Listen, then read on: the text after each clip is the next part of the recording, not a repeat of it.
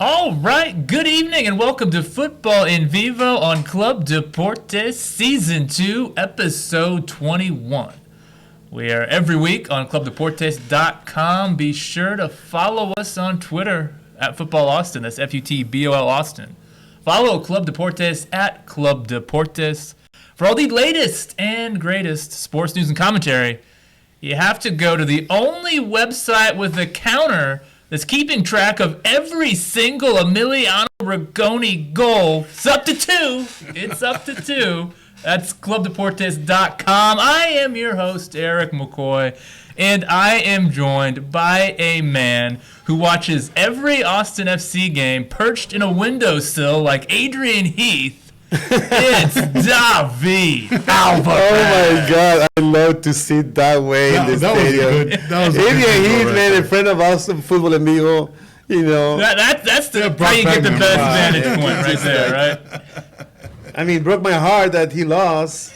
But, you know. Not too much, I don't think. I mean, it's just because he used to be friend, you know, of the show, you know, but that's. We've got a very special show going this week, you guys, because not only am I joined by David Alvarez, I am also joined by a man who says goals scored against the run of play count just as much as regular goals. It's Jorge Chavez. Not even 75%, but close to it. Yeah, 36, 38? Yeah. Oh, okay. But all three of us are back. The first time in a while, but at least a month. At least a month. Since the last time Austin FC lost, by the way. Oh, okay. So we might be. Whoa, no. That was because Austin FC lost to, I believe, what was it, Kansas? They lost a lot of games. Yeah, lost the Kansas. We lost that after that. Yeah. The last game we had before I went to Chile was Minnesota. It was Minnesota game, the previous game, that ended up on a tie? It was a tie. And that's what everybody predicted. Yeah. So congratulations, Futbol En Vivo. I remember that time. Yeah, no, but we predicted that, and we say the only difference is if Driussi is back, then everything bad that we say it's going to turn good. And Rigoni doesn't start. And Rigoni would not start. And we'll get to that. Yes, indeed. Well, as Driussi goes, Austin FC often go. And hey, you might notice we're in a new studio. Yes. So this is exciting. A new location. A little cozier. Not as much room to kind of get our elbows out, but you know, we'll make do. And it's slow motion to it, right? Slow motion. Yeah. Okay, you got a little Baywatch thing going on there, David. Interesting. Okay. But yeah, appreciate Club Deportes setting us up with this. This is going to be a lot of fun. And speaking of kind of new and exciting things in the Futbol En Vivo universe, Jorge. Yes. We're on Threads now. Yes. I didn't know what Threads was this time last week, but now I'm well acquainted. You want to tell our audience about we about just Threads? started our Threads account. We already had an Instagram account, which your sister graciously has helped us with a lot on that. She did help a lot. She works for football jerseys, I hear. Yes. No, she works wonderful. And Amazon cards. Maria Fernanda, we love you. We love you for all your work. Yes, absolutely. But her work, I think, with Instagram has led us to have a Threads account as well that I helped start as well, and it was.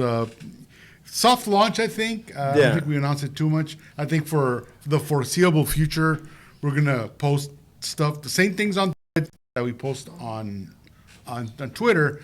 But I think eventually we'll move away from Twitter and concentrate more on Instagram Threads. Yeah. Twitter, bit of a cesspool. A little bit. It's always been a bit of a cesspool, but it is like more cesspool-y than usual. Even though Futbol En Vivo have been there, I believe, since 2009. We're one of the originals. Yeah. We're 2009. It's nice in Threads right now. Futbol En Vivo, I don't know if you guys remember, I'm dating myself here, but MySpace, you had the guy Tom. MySpace. Was like always the guy that was like everyone's friend. He's the guy that created it. It's like Futbol En Vivo is kind of like that on Twitter. We're like the Tom of Twitter. Right. Oh, wow. Unfortunately, made me feel very young. All things progress. So Matusalem.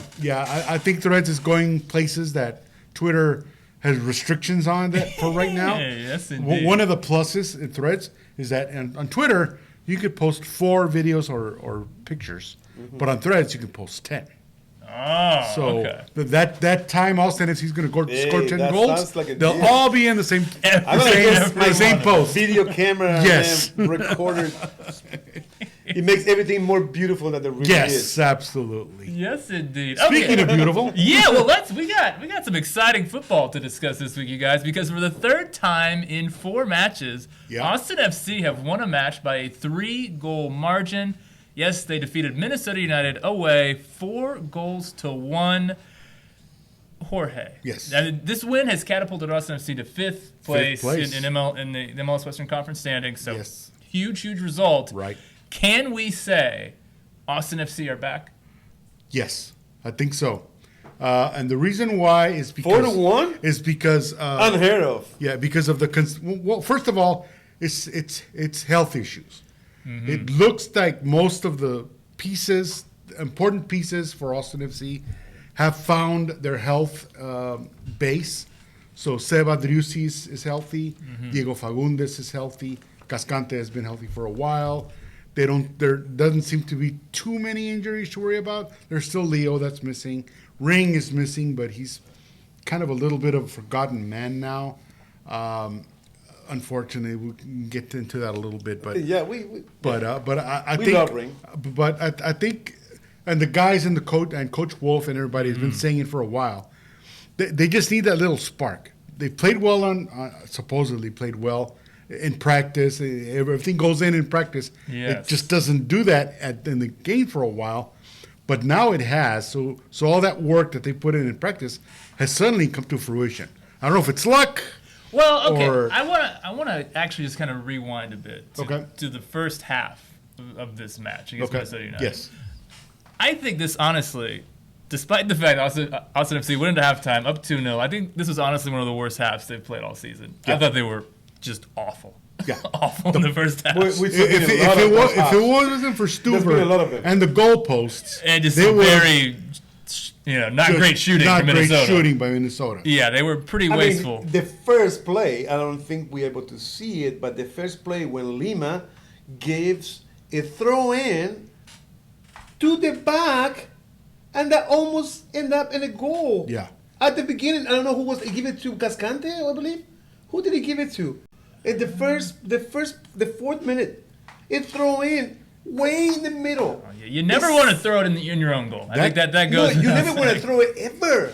Yeah. Like especially unless you are in the close to the goal and there's nobody there. Yeah, but Yeah. you never do it from half never field. go backward. Well, That was just something that It asks for never danger. happened in any team. And that's usually a strength In any of team. Austin FC or the throw-ins of Nick Lima. But yeah, not at his best in the first half of this match. But the thing that really frustrated me was, I mean, just like kind of, it wasn't even like really a high press from Minnesota, but just like that kind of just It's basic. just a regular, basic. Yeah, the basic 4-4-2 shape they had. I mean, you had the 2 forwards Minnesota marking Austin FC's center backs. Right. Pereira was behind those two and just wasn't doing a whole lot of movement to make himself open. You didn't have either fullback coming in to help kind of create a back 3 to help progress around that front too. Right. And so it just pretty much nullified Austin FC's ball progression, and they just had a real hard time getting the ball past midfield. They had a hard time breaking that defensive stand. And if you look at the numbers, so in the first half, Austin FC were outshot 9-4. Mm-hmm. If you look at the expected goals and you take out the penalty that Austin FC had, Right. and I think Fatmov gives 0.79 xG for a penalty. So if you take that out, Minnesota 1.17 xG to Austin FC 0.41. So that's a paddling right Yeah. there. I mean, that was not a good Yeah. half from Austin FC. David, does it concern you, that first half performance? I mean, it was awful. It was awful.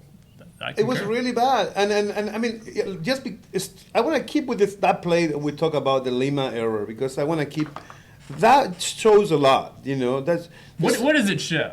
like Is that reflective of something beyond just Nick Lima, or do you think that's coaching? Oh, What no, is of it? course it's beyond. Yeah, it's coaching. You don't allow any of your players ever in high school or anywhere else to throw the ball when you're in half field to throw it back. Because you move it forward. You know Yeah. there's always maybe in front always forward. Always forward.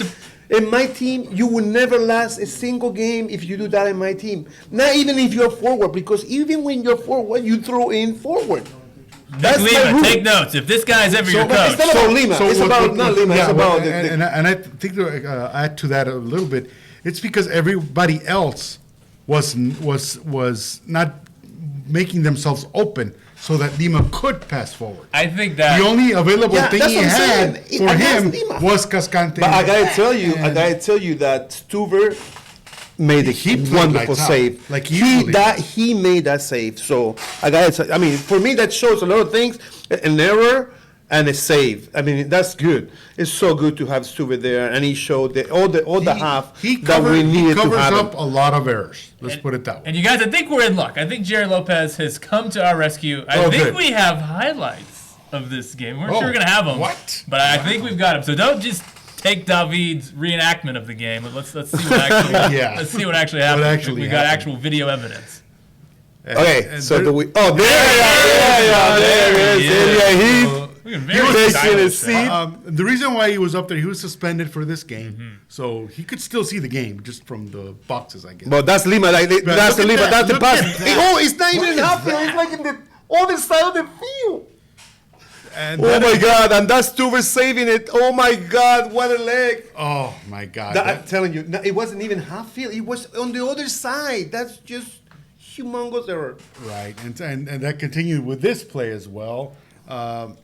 Same kind of thing, and I think this was where the post saved them. Yeah, no, that's he the just it post. was a big miss there. He Just missed right in he has front a of the huge goal. miss. Yeah, he was open, totally open. He just totally missed it. And put Yeah, it I think a aside. good thing that Timu Puki is not yet up and firing for this Minnesota he's- team he's- because he's he still probably acclimated. would have This is buried the a goal. few That's of the those. good combination on the left side, and you have, I believe, Man, was Danny Pereira has some Pereira vision. and Fagundes. He has some real vision. His Just finish passing it. in But- this game was exceptional. Exceptional. But if you look at the defense, there was like posts, like trees there.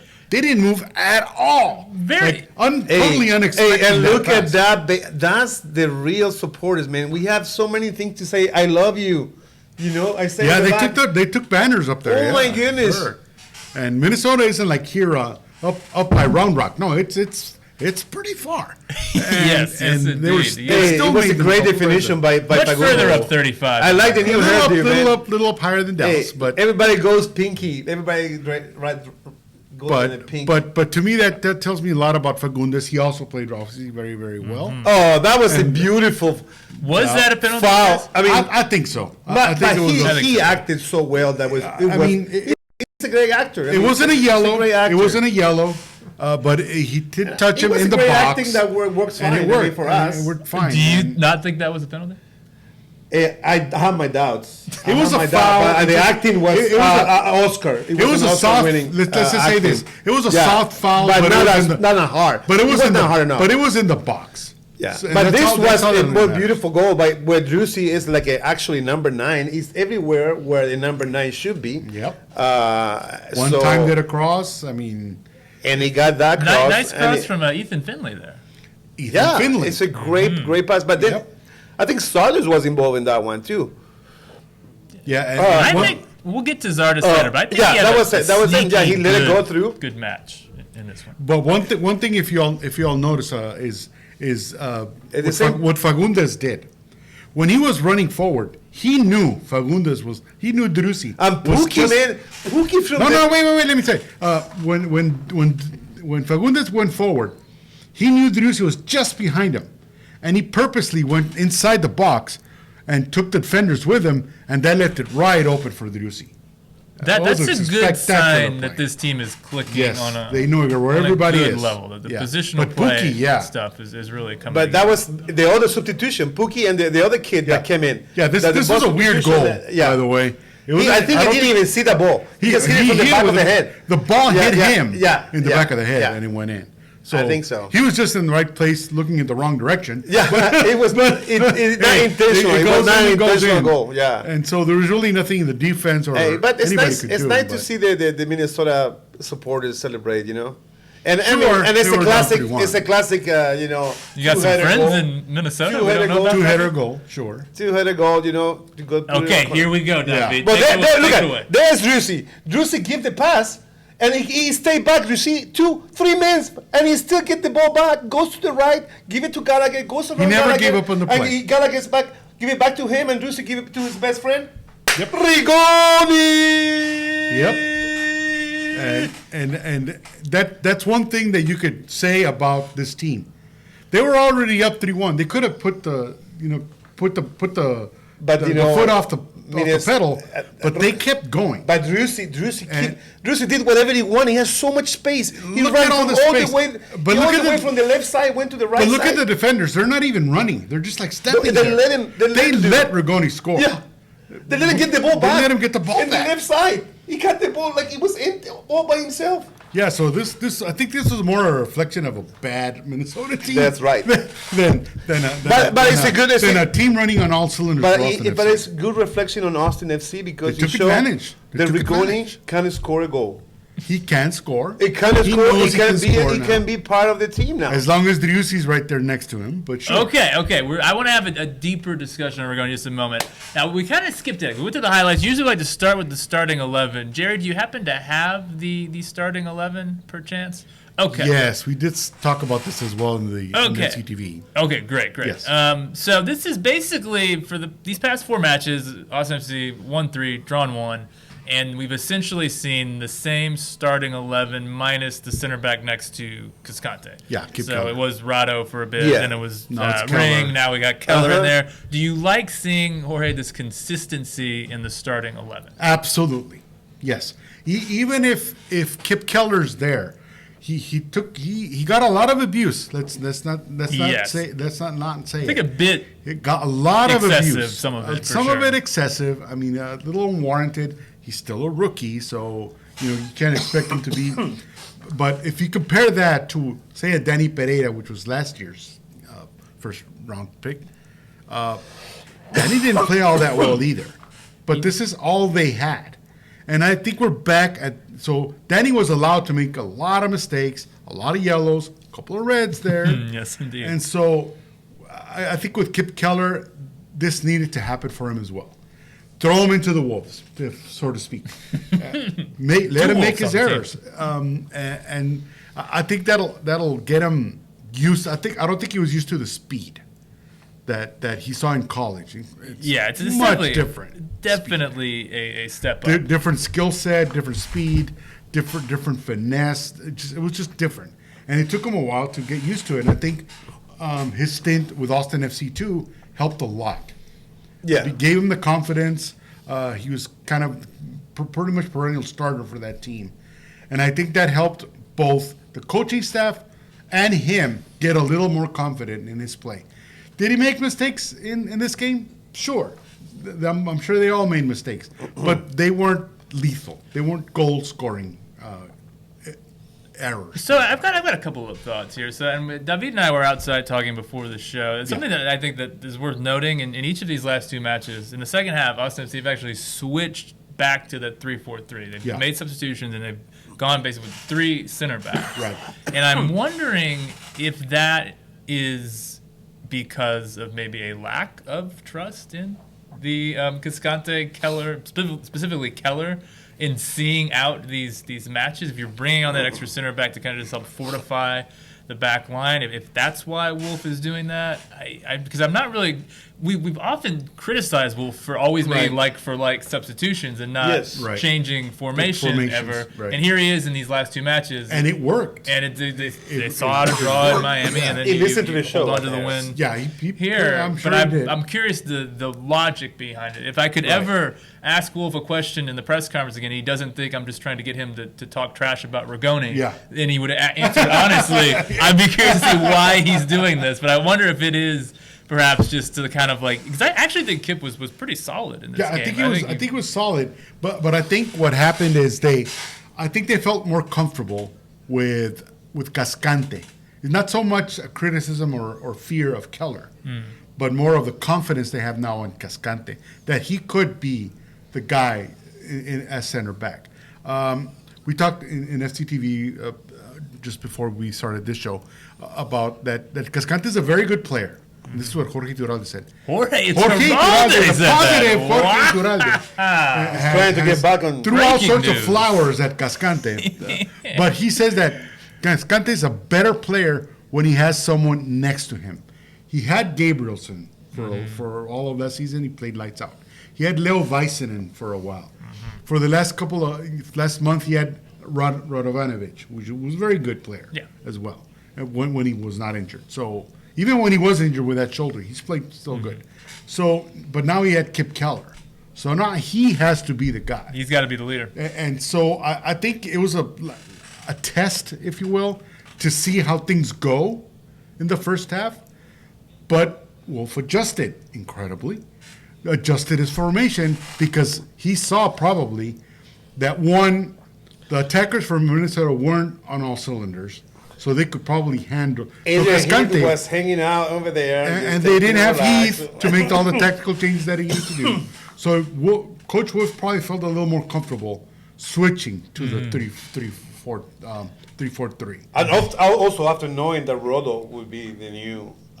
He probably wanted to impress them that I can change. I do have some tactical flexibility. We're going to get into it. You were at a pretty I was at the important press event today. conference, Yeah. yes. One more thought. Well, we're talking center backs because there is some center back news. Yes. Brandon Craig Yes. has arrived from Philadelphia Union Right. on loan, a rare intra-league loan. Yeah. With But MLS it's there. in exchange for like a third pick, I believe. There is some GAM money was involved. Your eyes kind of whatever the hell that is. Well, it was You're our expert on all things MLS, GAM and TAM. Yeah, buddy. just we'll have It's a show MLS, just you explaining what GAM TAM is. Yeah. for us. Yeah, that would be a great show. I would tune into that. Tune into that. A couple of notes on Craig. It's a pretty exciting move. He is a good 'Cause prospect. 19 years old. Yes. Just featured for the US U20s at the U20 At the Uruguay World Cup. Played in every. And they played with Wolf. He played with with Wolf. Wolf. Played with Owen Wolf. I mean, is this a good move? A loan move suggests that Austin FC long term, perhaps, feel confident about their center back Right. options and are just maybe seeing Craig as a short term solution. Yeah. Is that how you read this move? That's kind of my interpretation of I it. thought it was an interesting move because I thought they would go for a more experienced player. There's still a Craig, chance. to me, that's why I said when you were just talking that he's a good prospect. I don't see Interesting him. choice of I words don't there, see him starting right next above Kip Keller, right next to Cascante. You don't you see don't? that. I do not see that. I see him as a fill-in, Man, as a I fill-in need to get some substitute. glasses, dude. I see him as a fill-in for say a Cascante. Because Okay. Cascante, I mean, I think when Cascante Vicenen comes is back, I think Vicenen and I think Cascante Vicen is are coming the- back, the but I two mean that's why I starters. said it's a loan. Because if they knew that they had a Leo Vicenen coming back, and Cascante's pretty solid now, he's healthy. But it's along with the option So to Portugal. I thought it was an interesting move. That I think it lends itself more for a long-term signing. Oh, so you think they might actually exercise They that might, option I think too. they'll exercise it and keep him because we Philadelphia gotta see Union first, produces I mean. very, very good players. They do. Very good players. Austin FC 2 is kind of getting there. They have very good players I was as just well. at the game on Friday. Oh, you It was were? Oh, you outstanding. live It looked close great. to that I now, could so- walk there. It was awesome. Yeah, it was a lot of fun. and there's good atmosphere too that I hear. So those players are getting used to the tactics that Wolf uses. So CJ Fodry, Cristo Velas, those Very type nice of free kick players. goal. See, man. I foresee them moving up next year. Everything changed this year. And so they're very good players. And I think this Craig fits into that mold. But as far as like a fill-in, like an immediate need, speaking of those plates that Wolf talked about, Spinning I think plates. there's still a couple more options, hopefully with more experience. But real quick, I want to get you guys' center back depth chart right now. Because when everyone's fit, I think it's Vicen and Cascante are the clear starters. Right. And then I personally would almost think, just based on his pedigree, Craig ahead of Keller. It sounds like you think Keller then Craig. And I think Amro Tarek is just, we'll never see him again. No, I don't think we'll ever see him again. But it could be because Craig starts a lot for the under 20, but for Philadelphia Union he does not. He was a very good player for MLS Next last year, and he's in the full team now, but he hasn't played all that much. So Well, he's got a lot of experience, this year. international experience, but week in, week out, not as much. So that's why That's why you go- that's why How I do you put see Keller it, a though? little bit in front. It's from where was it's from Philadelphia, right? From Philadelphia Union, yeah. So right, and we talk about like how deep Philadelphia Union is Very good. of Players. their own academy. Yes. All those Ernst kids Tanner come from the there academy, has done and just that's a it's, sensational job. lights we out. talked about that last game when we saw, wow, see, there's so many players from their own team coming Yeah. out and playing with us. Yeah, they move. They And they these move are the them up. kids Yeah. that they're playing with us now. That is great. I mean, to play in the under 20 national team is a lot for me. So I think it's going to be great. Like to be yeah. playing at that level. And I mean, honestly, I mean, you can compare it to Cascante, but it's something we need to see on the field. I mean, we need to see on the field it's going to be better or not, but at least we need somebody else. I think he's going to do great, but we need another backup in there. We need someone with experience, like I said.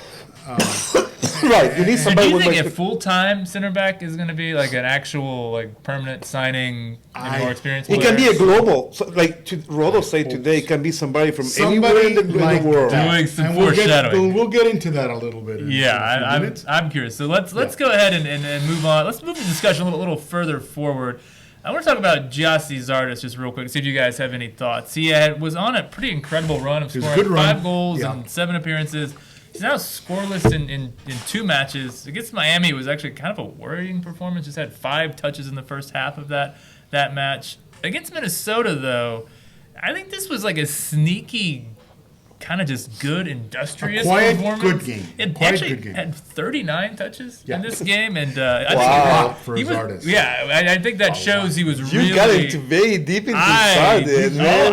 You I got like deep into Gyasi. the- yeah. I like Zardes. He got 2 shots as well.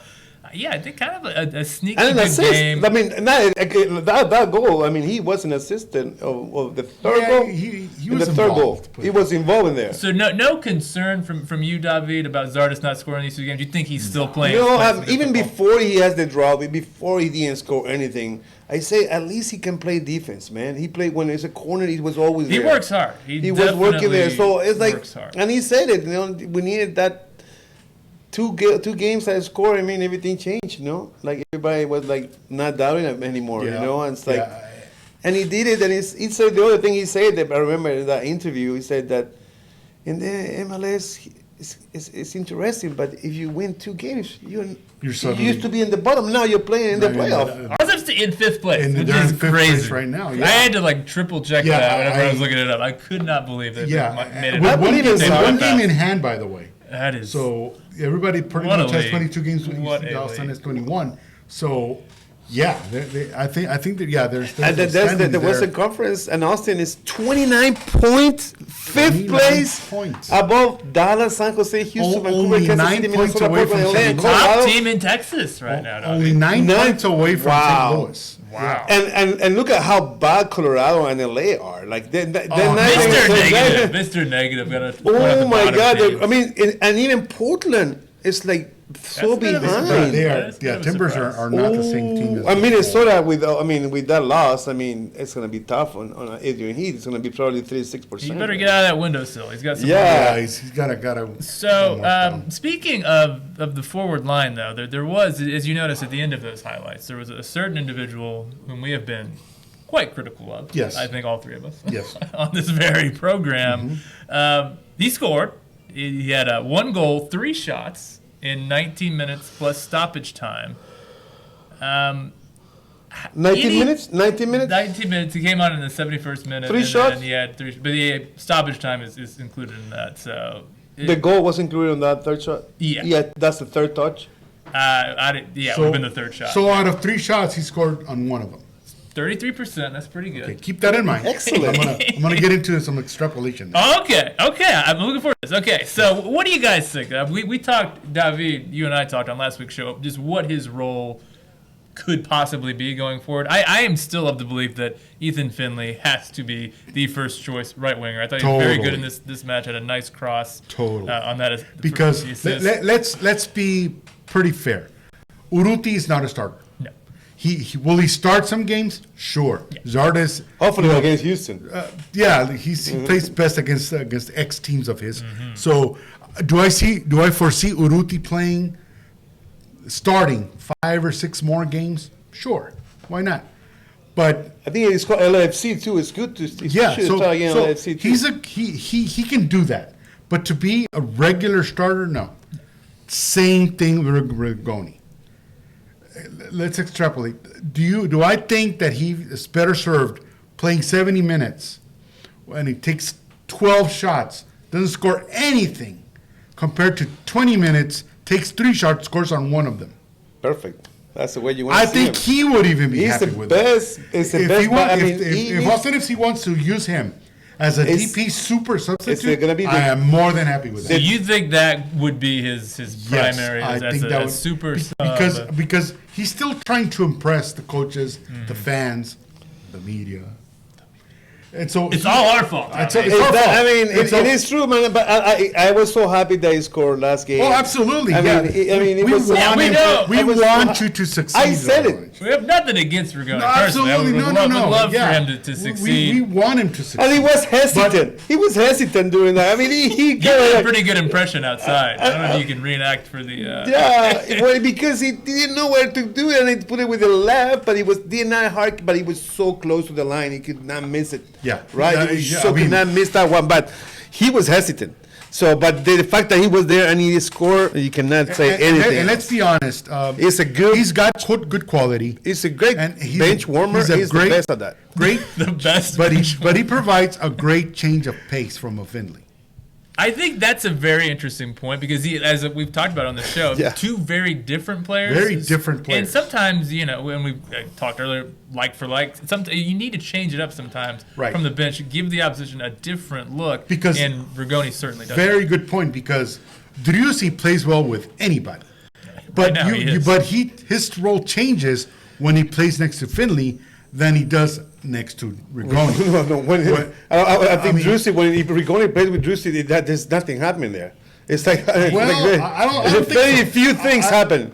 I mean, unless you are in the last minute of the game, but and you're dominating, yeah. But that doesn't. They mean get that- always in the way of each other. Like that's the way I see it when I see both of them play. I actually kind of agree with David on this one, Jorge. So what do you see though?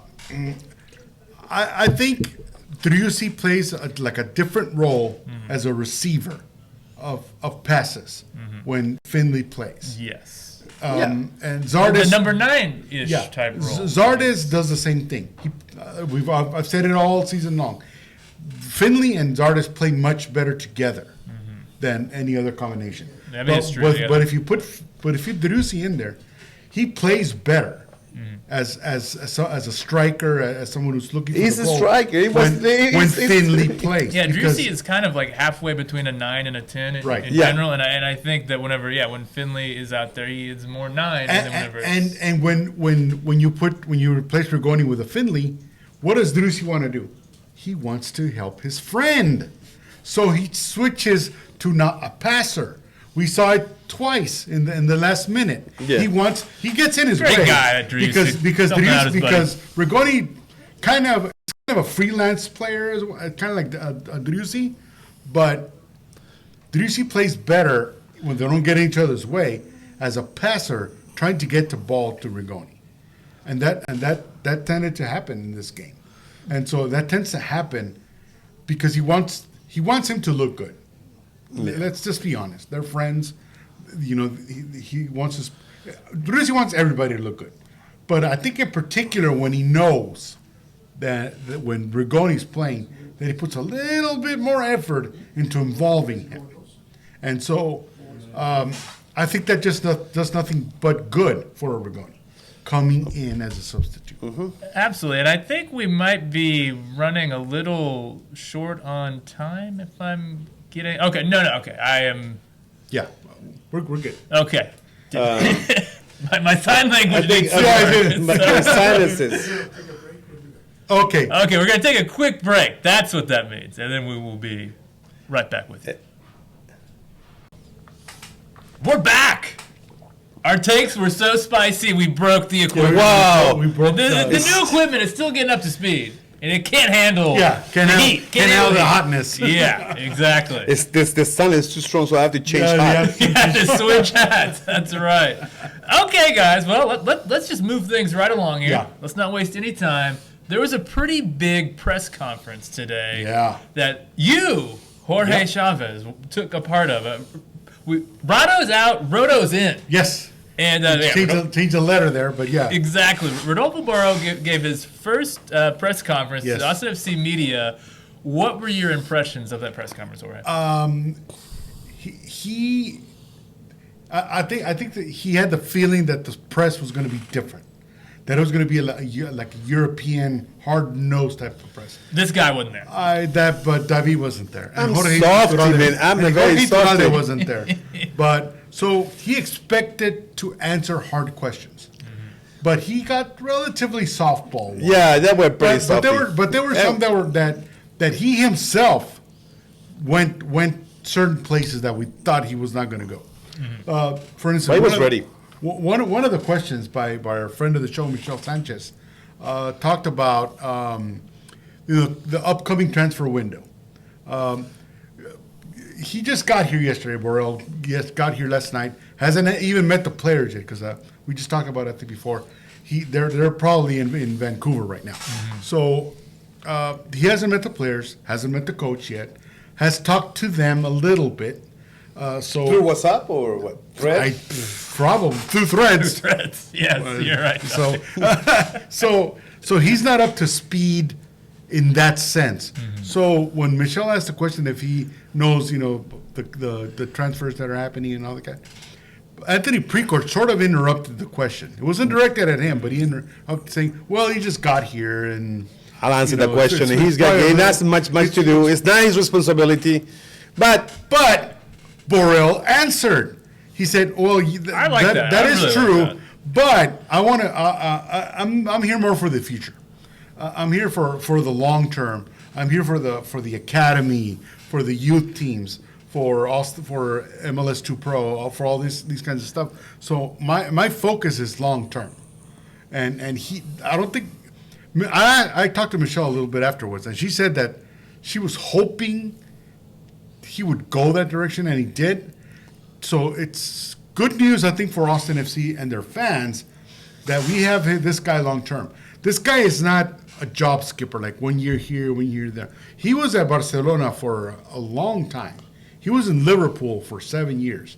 He was in Man City for 7 years as well. And he was the assistant coach for the team that won the treble. Yeah, he came. He was there on the field from the treble. I just watched the game. The Real Madrid goals. I watch all the games. So this guy is way another level from probably any other MLS sporting director. Not just MLS sporting director, worldwide sporting director. That's what they say. Global. So he's a little, he's a rarefied air. Globalist. So I think as a media community, we need to step up our game. Because we need to start asking hard, direct questions, because we now have a person, if he's made available, by the way, because the previous sporting director was lacking, I think. We got to meet him, David. Yeah, we got to meet him at Tacoma a long time ago. Yeah. We got to know him, but he didn't make himself available for too many press conferences. I have a feeling Borrell will, and so that's the opportunity to ask those kinds of questions for us to grow up a little bit. Now, we were talking during our little intermission about the questions you asked. Yes. You asked some good. I asked the question. Some good stuff. So you want to go ahead and tell our audience? And I think it goes into a little bit of the mindset that Austin FC can look forward to, the fans especially. I asked him in Spanish, because he's from Spain, by the way, and I think he appreciated it. No, Spain, from Catalonia. From Catalonia. Barcelona, cuidado. Don't say Spain. Thank you very much, David. So I think he appreciated some of the questions in Spanish. He probably wasn't. Are you going to ask him a question in Catalan? Are you going to ask him a Chilean asking a guy from Catalonia a question about American soccer. That should be great. But anyways, so I asked him in Spanish, I said, he's got 30 years of experience. Barcelona, Liverpool, and Man City. So he's used to a different kind of player, obviously. And he one other thing that it's worth mentioning, he said Josh Wolf is the guy. So Borrell is Wolf in for all you people out there.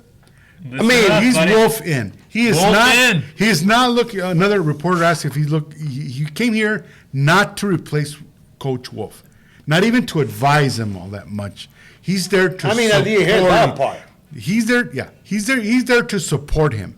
I don't know what that means, but from what we've seen before, he's going to get Coach Wolf the players Coach Wolf wants. Okay, let's go with that for now. So Borrell, I asked Borrell, is he, because his experience is in Europe, is he going to focus more on European players, or is it going to be more of a worldwide? He said worldwide, and this we got into it a little bit. He said because Central America and South America. He wants players from CONCACAF, from South America, because they're more acclimated to the climate that's here, to the distances that are traveled, to the atmospheres that are available here. Because let's be honest, one thing that we also got into in FCTV is one thing that attracted him to Austin FC is the atmosphere that's created by La Murga, Austin Anthem, and Los Verdes primarily. Second to none, he said. He said second to none. He said second to none. So that attracted him here. But when we talked about it, we can discuss it right now. What kind of players has Austin FC fan base been rewarded with? Argentinians, Paraguayans, Costa Ricans. Not one Mexican player. Now, is that going to translate that? Because let's be honest. You two probably didn't grow up cheering for any Mexican Liga MX teams. I did. I was a Chivas fan. Less so now. More of a Juarez Bravos fan. But almost everybody. You sound like Jorge Turral. Yeah, almost everybody. But that's just my experience. I mean, obviously, because Jorge used to be Chivas, and because Leon was Leon, yeah. So Leon. Right. So, but regardless, most of the fan base that created that atmosphere grew up cheering for Mexican fans. So they're used to the Mexican chants. They're used to the Mexican atmospheres. So that's what we brought. So imagine if someone like that brings in a player from Mexico, because I think of all the leagues in the world, Mexico is probably the most closest to atmosphere. But it's as far as the fan base, they don't have relegation. They don't have relegation. I agree with you. I'm talking day to day. So we're talking about extreme temperatures. Level altitudes, level of play, distances. Yes, because big I think I saw a map somewhere that, I mean, we talked about it before. How far is Chelsea from Fulham? I think but it 3 blocks. You trip and you fall into 3 blocks away. Craven So Cottage. and that's all of Europe. But now guys like Leo Messi, all those guys that are coming in the league, superstars, now they have to deal with, and this is just game-wise, deal with the temperatures in Miami, the humidity in Miami. And then probably the next play, they need to go to Vancouver or Montreal or Toronto, where it's much more template and could even change. And so they have to deal with weather delays, with all sorts of stuff that they probably have never once or twice dealt with in their club career. Maybe in their national career, yeah. A guy like Leo Messi with Argentina, playing in Bolivia is not the easiest thing in the world. No, playing in La Paz at that altitude is not easy, and that's why most of the players that play and Argentina is doing really well lately in La Paz, right? Because most of the Argentinian players are at the top physical level. At the top physical level. So if you are not at that top physical level, you're not going to be able to play in places where your body is not used to it or they need to adapt. Now, yes. David, you kind of bristled, I think it's fair to say, the suggestion that Austin FC should, because I like Jorge's line of thinking, and especially like a Mexican player. I think for this fan base, I think that would do a lot. It seems like that's something that would really mean a lot to a lot of people. But in terms of like the climate, the travel, these types of things, you don't think that should be a factor at all? At all. Any professional should be able to handle the weather. Nowadays, the plane flights shouldn't matter. Yeah, it shouldn't matter. You need to be at your top physical strength every time, every day. If you don't, you pay for it, right? We talk about what happened with Higuain, what happened with Chupete Suazo one time he went on a trip to Chile. Too much empanadas, And I was like, hey, it happens to us all. So what happened to but basically, that, and you've seen how the Argentinian team has progressed. Like every single player now, when they play in Bolivia, they get a tie. It they doesn't get a bother win. them. But because also the Bolivian team is not that good, and also some of the Bolivian team has to pass the same process. Process. Now, I agree to an extent that, it shouldn't be an issue. If you're a professional athlete, you should be in shape. You should be a player.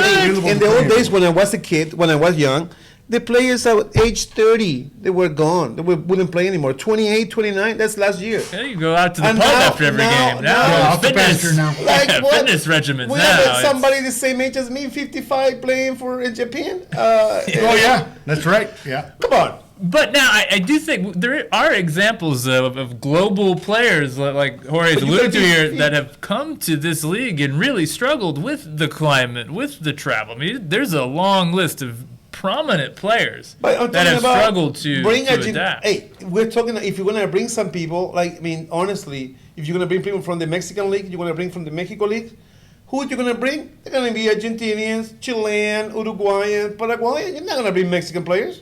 Yeah, true. But and this is where because there's so many South Americans playing in Mexico. They allowed how many players?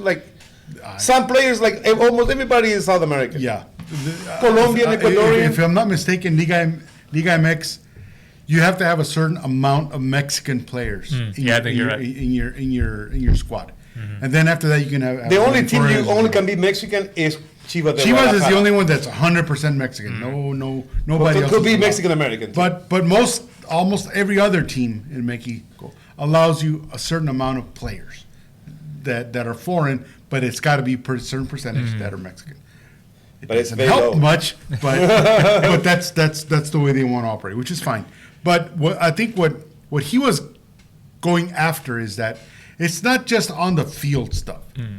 They need to practice day in, day out for, I think I could be mistaken, but the summer, the league in MLS is much longer than leagues, than La Liga. They don't take a break in the summer. Well, you say so. Everybody take a break in the summer. And they don't play in the summer. So they're not used to playing 100 at least in the northern hemisphere summer. Right. And what also happens in the summer here? Rain, thunderstorms, all sorts of weather. Lots of delays. Lots of delays. For hours and hours You were at two. I was at two games. There was a 2-hour delay. Back-to-back home games. Back-to-back. And against Dallas, against Houston.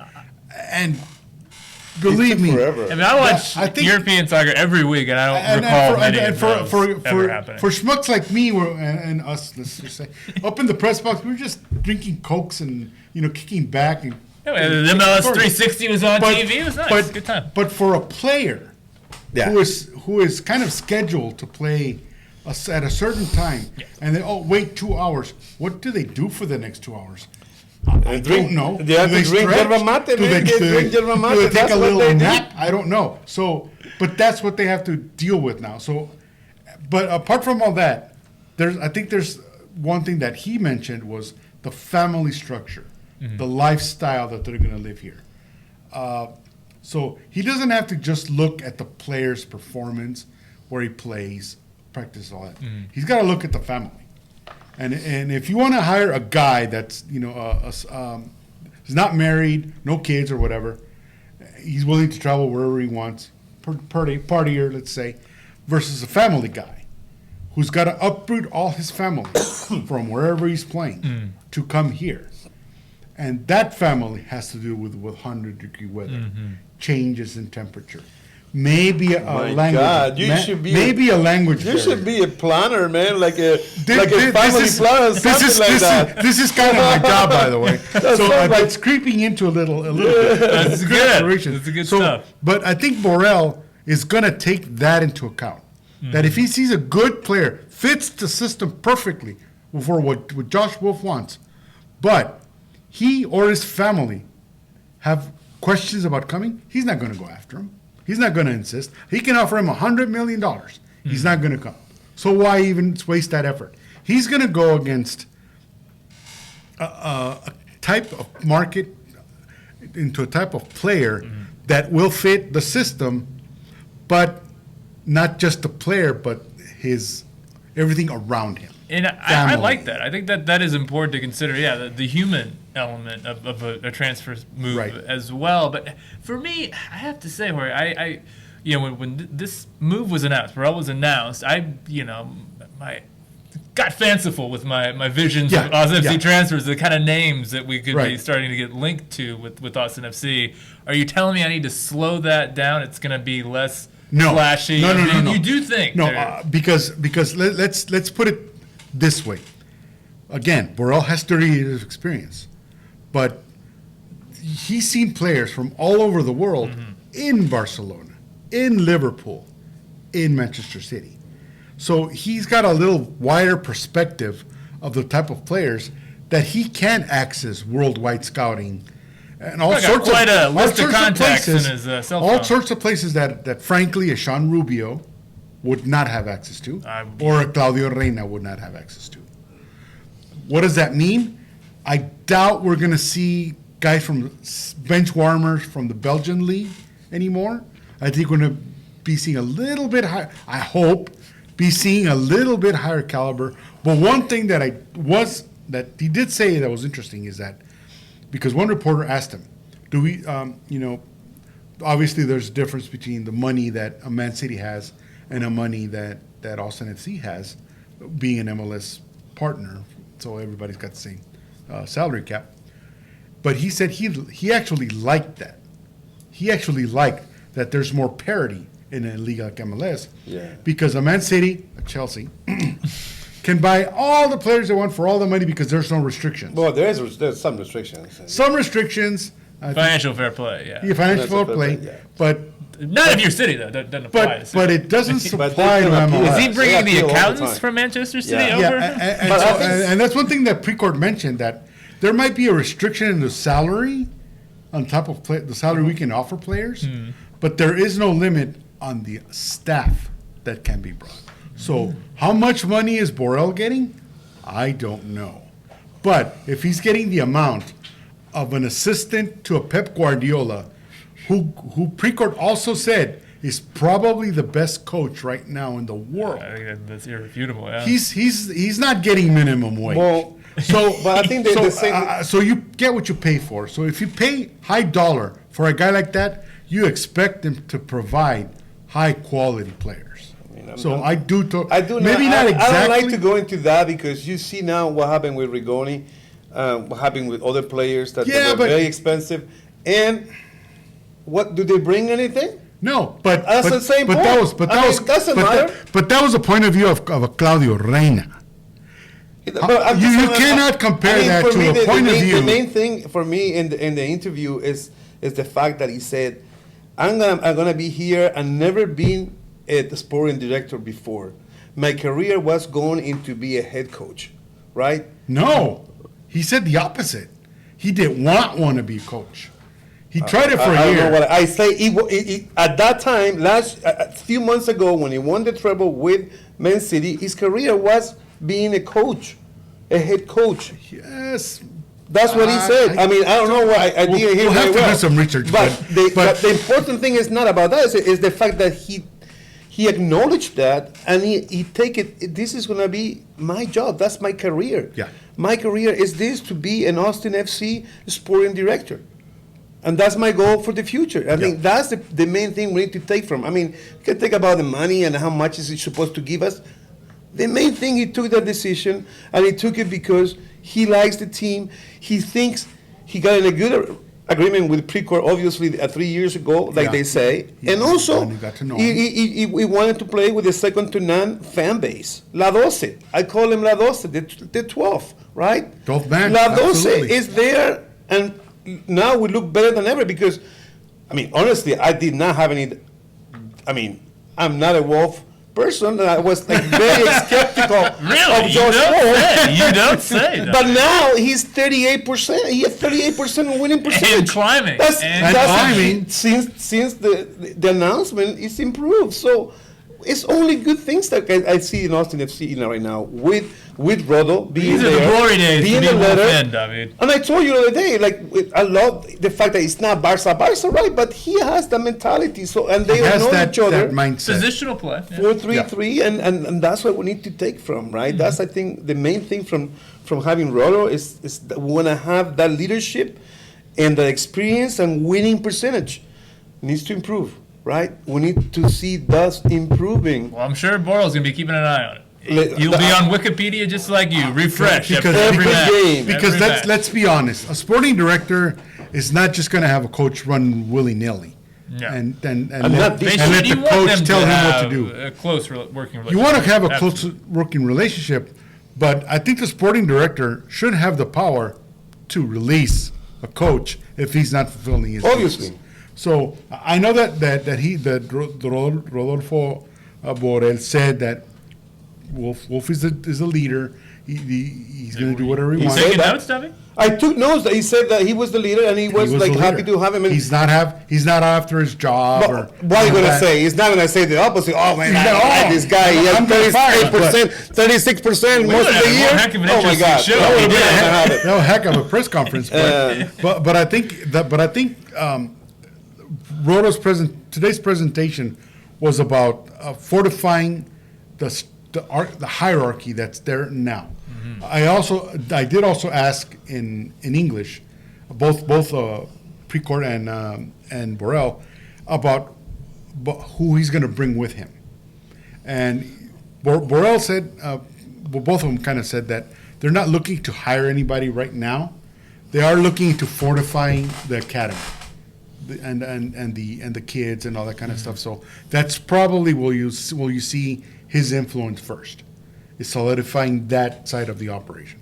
As far as like transfer news right now, don't Next year. expect don't For next expect year. yeah don't expect any big names to come. And that- But next year, before the summer, But- before the winter, He already done the job. I mean, everybody knows that's in it. Well, I do kind of like that. Get your infrastructure in place, get your decision-making strategies in place, and then go make the big transfer decisions. Don't do it while you're still kind of, getting your feet wet Right. on the job. So Yeah. get settled in and then make those big decisions. Right.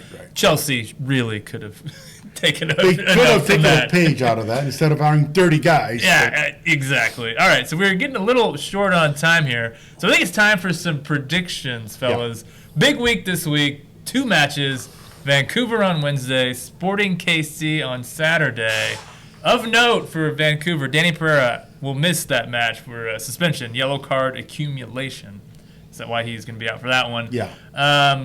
Jorge, how do you see this week going for Austin FC? I think that's going to be a big factor. Missing Danny Pereira, he's been sensational. either quiet, effectively quiet for some of the season, and spectacular for the rest of it. So he's played very, very good. Honestly, kind of surprised that he wasn't selected for All-Star, but not surprised that he was selected for the Venezuelan national team. So we've got quality there. And he proved it in this last game.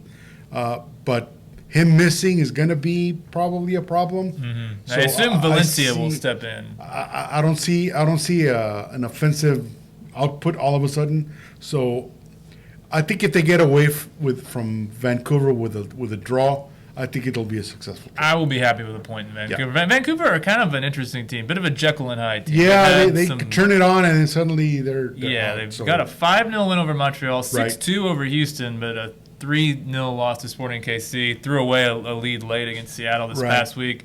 Watch out for Ryan Gauld, the Scottish Yeah. Messi. He's got 5 goals, 5 assists, plays on the left wing. I'm with you, Jorge. I think a draw will be a good result. I think a draw is what will happen. Let's do our Sporting KC picks, and we'll get David's takes. Yeah. Sporting KC at Q2, they're on a bit of a strong run. Right. Sporting KC right now. They started off horribly. Yeah. They've only lost 3 times in their last 13 matches, though. They're Right. currently 10th in the West. This is a tricky game, going right it before the Leagues Cup break, second match in a week. I'm curious about what kind of squad rotation, if any, we will see. I'm still bullish on this team right now. The Borrell vibes, I mean, it's all going well. I think a draw versus Vancouver, and I'll go with a win against Sporting KC. I think I'll say this: the team is aware of what's going on around them. They know about Borrell's input, influence of what Austin has now become. The reason I say that is, did you see the celebration that Fagundes did after his goal? It was the Holland celebration. It was the Holland celebration. Who was Holland's last assistant coach? Rodo Borrell. Honestly, I was wondering why he was doing that, and I'm stupid. Yeah, obviously. So they're aware. They're more than aware.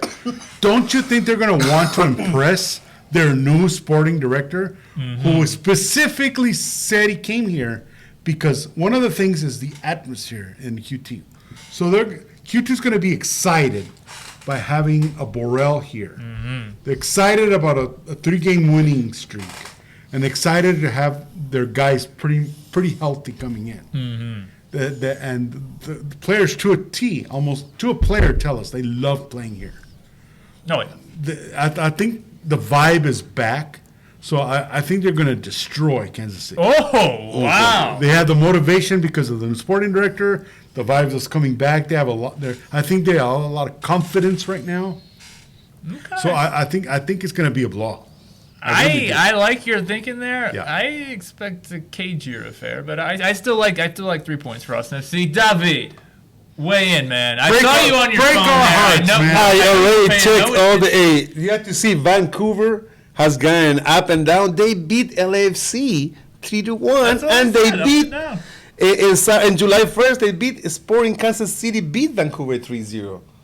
Yeah, exactly. And then they're really July 8th, Vancouver lost 3-2 in the last minute with Gomez Andrade for the Seattle Sounders. I actually watched that. Yeah, they were up 2-1. The last and minute. minutes. And then now we're going to play against them July 12th. So up and down. Vancouver, I think they're a favorite right now to win, 52%. That's what it says here. So I think it's going to be a tie. I think it's going to be a tie. It's going to be a tie. We're all in agreement. I think a tie would be the best for us. I mean, with all the news and all the strength that the team have, and Vancouver can beat LFC, right?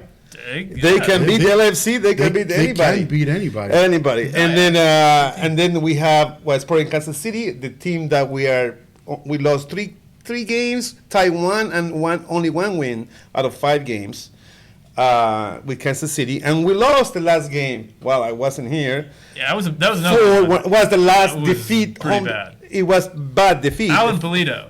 That's the keep thing. an eye on him. Where is it, Alan Pulido? Alan Pulido is actually about to be called in the National Mexican League. Yeah, he's been called many times. Been a lot of high rumors because of his performance right now with Kansas City. He's got 10 goals. 10 goals already. Yeah, and he has a bunch of hat tricks. So he's already in the radar for the National Mexicano team. So you're big in Sporting KC? I think it's going to be hard. I think it's going to be another tie.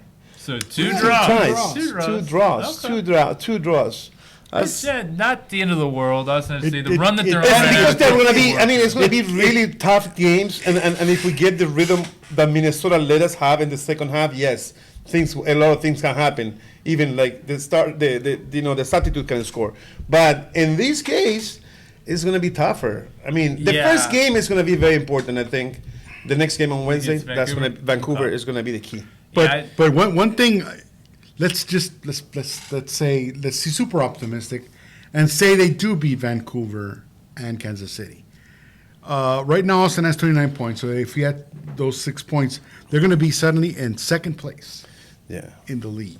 Yeah, but I click on the draw right there. Yeah, that could, anything can happen, and even Minnesota can catch up to us too. Yeah, well, Seattle has an 8 goal differential, so probably Kansas not City. Second. But suddenly they can find themselves. Even Vancouver is up there. I'll say this, guys. I think if this season has taught us anything, the MLS season is very long.